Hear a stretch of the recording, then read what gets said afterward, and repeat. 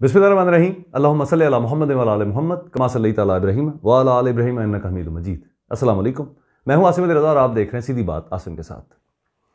नाज़रीन, आपसे मैंने कुछ दिन पहले वादा किया था कि मुकालमा प्रोग्राम में सजाद इकबाल मिट्ठू को दावत दूंगा। आज सजाद भाई मेरे साथ यहाँ मौजूद हैं, मैं इनका बड़ा मशकूर हूँ। बात का आगाज़ करने से पहले क्विक समरी आपके सामने रखूँ कि आज का प्रोग्राम क्यों कर रहे हैं। साहिवाल शहर में कॉम्प्रिहेंसिव चौक एक मशहूर चौक है, वहाँ पर मौजूद विक्टोरिया मार्की के बिल्कुल साथ 27 कनाल 7 मरले का एक ज़मीन का टुकड़ा है। इस ज़मीन के टुकड़े के लिए किसी कब्ज़ा माफिया ने 7 अक्टूबर 2020 का एक डॉक्यूमेंट तैयार करके डॉक्टर अहमद शहबाज के नाम से मंसूब ये जाली स्टाम्प पेपर तैयार करके इस पर कब्ज़ा करने की कोशिश की। जब कब्ज़ा करने गए तो पता चला कि डॉक्टर अहमद शहबाज गुज़िश्ता 10 साल से पाकिस्तान नहीं आए। उस कब्ज़ा माफिया ने अपना वो कब्ज़े का प्लान वहाँ तर्क करके एक नया डॉक्यूमेंट तैयार किया, और वो डॉक्यूमेंट तैयार करते हुए चालाकी ये की कि डॉक्टर अहमद शहबाज की वालदा शहनाज जब भी पाकिस्तान आई थी, उनके आने की तारीखें लीं और फिर 24 जनवरी 2017 की तारीख का एक नया जाली स्टाम्प पेपर तैयार किया गया। और फिर उस ज़मीन के ऊपर हमरा पुलिस 13-14 अगस्त की दरमियानी रात, इसी साल 13-14 अगस्त की दरमियानी रात भरपूर तरीके से कब्जा हासिल कर लिया। और फिर मोहतरमा शहनाज जबी और उनके बेटे, इनके खिलाफ एक केस कर दिया कि ये हमारी ज़मीन हमें बेच चुके हैं, हमसे 7 करोड़ रुपया कैश ले चुके हैं और अब बकिया पैसे लेकर ज़मीन हमारे नाम करने से इनकारी है। यहां तक तो बात सरसरी तौर पे पता थी। एक दिन सजाद इकबाल मिट्ठू की एक वीडियो हमारे सामने आती है और वो वीडियो वायरल हो जाती है, और वायरल होते हुए वीडियो पहुंच जाती है जनाब इमरान खान साहब के पास। और फिर मज़े की बात ये कि इमरान खान साहब की हिदायत पर कैबिनेट डिवीजन से एक लेटर जारी होता है जो साहिवाल पहुंचता है। उसके बाद क्या हुआ और ये सजाद इकबाल मिट्ठू साहब के कंधे पे चिड़िया कैसे आ बैठी, ये मैं चाहूँगा कि सजाद भाई हमें तफसील से बताएं।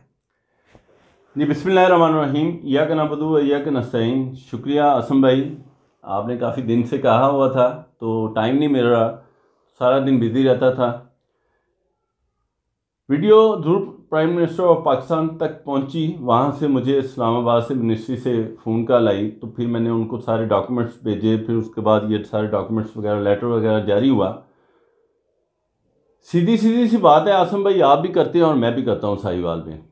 जब साहिल पाकिस्तान में मौजूद नहीं है, 23/1/2, जैसे आपने पहले कहा कि एक मुआहिदा पहले बना, चलो उसको छोड़े, बाद में जो बनाया उन्होंने 23/1/2017 को साहिल बाहर है, मुल्क से बाहर चले जाते हैं, और अगले ही दिन 24/1/2017 में मुआहिदा बन रहा है, जाली इकरारनामा बन रहा है, और इतना बोकस केस है तो कोर्ट को भी चाहिए कि इसको तो डस्टबिन कर देना चाहिए था। पुलिस को भी चाहिए था कि इसकी पूरी परसू करके इन पर FIR देनी चाहिए थी।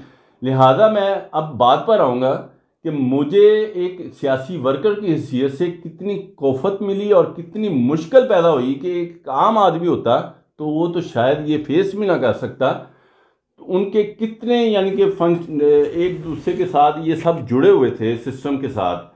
असल में मुझे कैसे पता चला, ऐसा है कि डॉक्टर अहमद शहबाज जबी की वालदा का मुझे फ़ोन आया, तो मुझे उन्होंने कहा कि हम बड़ी मुश्किल में हैं, तो हमारी ज़मीन पर कब्ज़ा माफिया ने कब्ज़ा किया हुआ है 13/14 की रात 2021 को।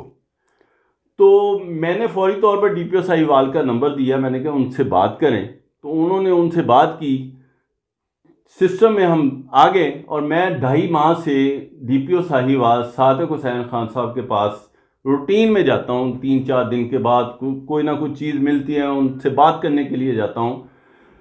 इसी दौरान ये वीडियो जब मैंने वायरल की, तो फिर मुझे ये जो कैबिनेट से डॉक्यूमेंट्स वगैरह आए, लेटर जारी हुआ, तो इसको मैंने फॉलो करते हुए RPO ऑफिस में गया। मैंने वो डेयरी ब्रांच में गया, तो मैंने कहा कि हमारे 29 को गया और मैंने कहा कि हमारा डॉक्यूमेंट्स आए हैं, उसकी डेयरी नंबर दें। कहते हैं हमारे पास नहीं है, आप उधर चल जाएँ, ऊपर चल जाएँ, इधर चल जाएँ, उधर चल जाएँ। मैं काफ़ी परेशान था, मुझे डॉक्यूमेंट्स नहीं मिल रहे थे।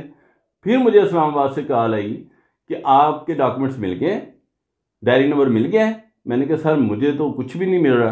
उन्होंने कहा ये कैसे हो सकता है? फिर उन्होंने UMS भेजा, जो मैं पोस्ट ऑफिस गया, वहाँ से मैंने पता किया। वो तो कहते हैं कि हमने ये डिलीवर कर दिया। मैं वो सारी चीज़ें लेकर 29 वाले दिन फिर वापस उधर RPO ऑफिस गया, तो मैंने वो दिखाया कि ये व्हाट्सअप मुझे आए हैं, ये चीज़ें मैं लेकर आया हूँ पोस्ट ऑफिस से। आपके अंदर कोई चीज़ चाह रही है और मेरे अंदर जो फिल्म चाह रही है, जो आप चाहते हैं कि मैं अदायगी करूँ। फिर वो मुझे लेटर जो है उन्होंने 10 मिनट में निकाल कर दे दिया। फिर मैंने वो DPO साहिवाल को भिजवाया अगले दिन जाकर। फिर मुझे पता चला कि ये मैं अब नाम इसलिए नहीं ले रहा क्योंकि मैं चाहता हूँ कि अभी मुझे और चीज़ें मिल जाएं, फिर मैं बाय नेम ये सारे मामलात को देखूँगा। तो फिर मुझे दोबारा RPO साहब के पास जाना पड़ा, फिर एक और दरख्वास्त देनी पड़ी। फिर एक दरख्वास्त देने के बाद फिर मुझे नए RPO साहब आए, फिर उनके पास जाना पड़ा, फिर एक दरख्वास्त दी। फिर मैंने ये सारा मामला DPO ऑफिस तक पहुंचाया।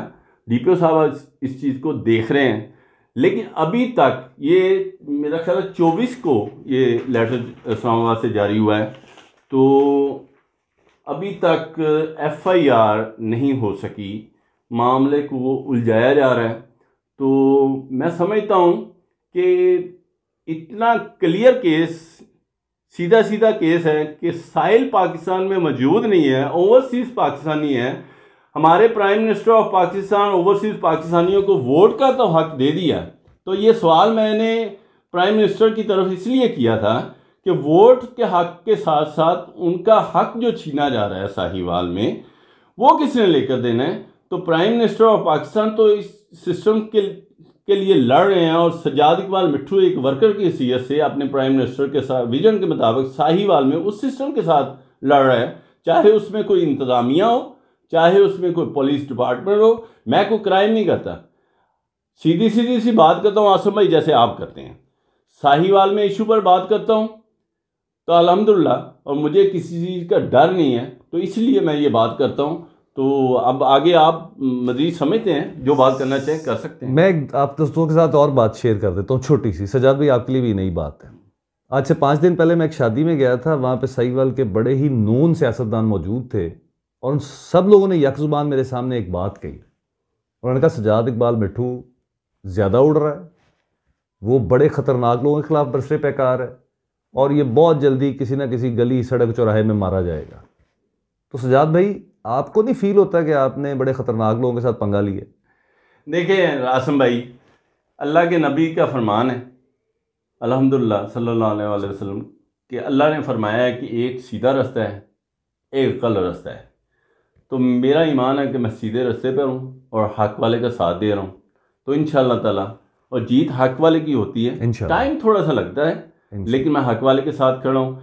इससे ये हुआ कि कब्ज़ा माफिया वहाँ पर जाली सड़कें वगैरह बनाकर लोगों को लूटना चाहते थे, तो अब उनका मामला डिस्टर्ब हो गया है। तो वो जो लोगों में मेरा ये वीडियो पैगाम पहुँचा, साहिवाल की शहरियों को मैं बचाना चाहता था कि ताकि वो नए फ्रॉड में ना जाएं।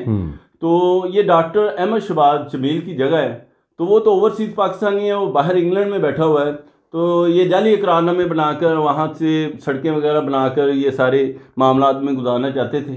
तो मैंने एक साहिवाल के समाजी कारकुन के हैसियत से अपने साहिवाल की शहरियों का भला किया। तो इंशाअल्लाह ताला और भी करता रहूँगा। और जो बात आपने कही कि मुझे बिल्कुल डर नहीं लगता, क्योंकि मुझे ये पता है कि हज़रत खालिद बिन वलीद, वो उन्होंने जितनी जंगें लड़ी हैं, तो आखिरी टाइम उनका पैगाम ये था कि मुझे, मेरी ख्वाहिश थी कि मैं शहीद हूँ। तो अल्लाह के नबी का फरमान भी है कि जो हक़ के रास्ते पर चलता है, वो चाहे जंग में मारा जाए या खुद अल्लाह ताला ले जाए, तो वो शहीद है। तो मैं एक हक़ के साथ चल रहा हूँ, मुझे इस चीज़ का नहीं पता मौत का वक़्त जो है वो अल्लाह ताला ने लिखा हुआ है, वो कैसे आनी है। तो इंशाअल्लाह ताला कुछ भी नहीं होगा, बेफिक्र हो जाए। मैं अपने साहिवाल के लिए, अपने वज़ीर-ए-आज़म पाकिस्तान इमरान खान साहब, आपके लिए ख़ास तौर पे आपका वर्कर हूँ, साहिवाल में आवाज़ बनता हूँ। और ये सवाल भी मैंने आपकी तरफ रखा है, और शुक्र अल्हम्दुलिल्लाह आपने मेरी वीडियो देखी और देखने के बाद ये लेटर भेजा, और अभी तक उस लेटर पर काम नहीं हो सका। लेकिन अब हो जाएगा इंशाल्लाह ताला। और 23 को गवर्नर हाउस बुलाया है मुझे वज़ीर आज़म पाकिस्तान इमरान खान साहब ने लाहौर, और मैं 23 को जाकर ये सारा मामला रखूँगा। इसमें ओवरसीज़ पाकिस्तान जो चेयरमैन है चौधरी जाहिद साहब, वो भी हमारे साथ पूरा कोऑपरेट कर रहे हैं। और मैं उम्मीद करता हूँ, मैंने उनको कहा है कि इस केस को हम मिसाल बनाएंगे और साहिवाल में आइंदा के बाद कोई भी ऐसा शख्स, कोई भी ऐसा कब्ज़ा माफिया किसी का हक मारने के लिए नहीं आएगा इंशाल्लाह ताला। Very good, very good. Sajjad भाई, मैं आपसे तवक्को भी यही रखता था और अल्हम्दुलिल्लाह आज आपकी बातें सुन के और मेरा यकीन मुस्तहकम हो गया कि इंशाल्लाह ताला साहिवाल शहर में ये जो घिनौना खेल खेला गया है कब्ज़ा माफिया की तरफ से, ये उनकी बदकिस्मती है कि उनके हिस्से में सजाद इकबाल मिट्ठू आ गया है। और मैं, वो मेरे जो दोस्त ये फरमा रहे थे उस शादी में कि सजाद इकबाल मिट्ठू को किसी चौक चौराहे में गोली मार दी जाएगी, उनके लिए मेरी तरफ से खुशखबरी है कि आपको एक के साथ एक फ्री मिलेगा। मतलब सजाद इकबाल मिट्ठू के साथ इंशाल्लाह ताला हर फोरम पे, हर जगह पे राना आसिम आपका भाई हर जगह मौजूद नज़र आएगा। और मुझे बड़ी उम्मीद है अल्लाह के घर कि सजाद इकबाल मिट्ठू अपने इस अज़म में कामयाब होगा और साहिवाल वो पहला केस बनेगा इंशाल्लाह जिसमें ओवरसीज़ पाकिस्तानी को इस तरह से इंसाफ मिलेगा कि ना सिर्फ उसकी ज़मीन वागुजार होगी बल्कि इंशाल्लाह ताला उस स्टाम्प फरोश को, उस कब्ज़ा माफिया को और उनका साथ देने वाले हर शख्स को करार वाकई सज़ा मिलेगी इंशाल्लाह ताला। आसिम भाई, एक छोटी सी और बात करना चाहता हूँ। जैसे आपने कहा, इतना बोकस केस कोर्ट को भी चाहिए कि ये बिन में फेंक देना चाहिए और इंतज़ामिया को भी चाहिए कि आप प्लीज़ प्लीज़ हाथ जोड़कर भी मैं आपको कहना चाहता हूँ कि खुदारा हक का साथ दें। हक वाले से ले लें, उससे खा लें, लेकिन हक का साथ दें। Beautiful, beautiful. सजाद भाई की इन बातों के साथ मैं आप लोगों से इस आखिरी बार के साथ इजाज़त चाहूँगा कि एक स्टाम्प बनता है उस बंदे के नाम से जो 10 साल से बाहर है, और फिर दूसरा स्टाम्प बनता है जो शख्स 24 घंटे पहले पाकिस्तान छोड़ गया। ना सिर्फ छोड़ गया बल्कि अगले मुल्क में उसकी एंट्री पड़ गई, उस शख्स के नाम से बन जाता है। गलतियां हो गई इन लोगों से, लेकिन इन गलतियों का फ़ायदा सिस्टम ने उठाना था, लेकिन बदकिस्मती के साथ अभी तक सिस्टम उनका साथ दे रहा है। लेकिन सुनने वाले भी सुने, आपका फ़र्ज़ है कि इसको शेयर करें ताकि ये बात सजाद भाई के खान साहब से मिलने से पहले पहले खान साहब तक पहुँच जाए और खान साहब सजाद इकबाल मिट्ठू के सामने शर्मिंदा ना हो उस दिन, बल्कि उससे पहले पहले इसका सदेबाप कर चुके हों।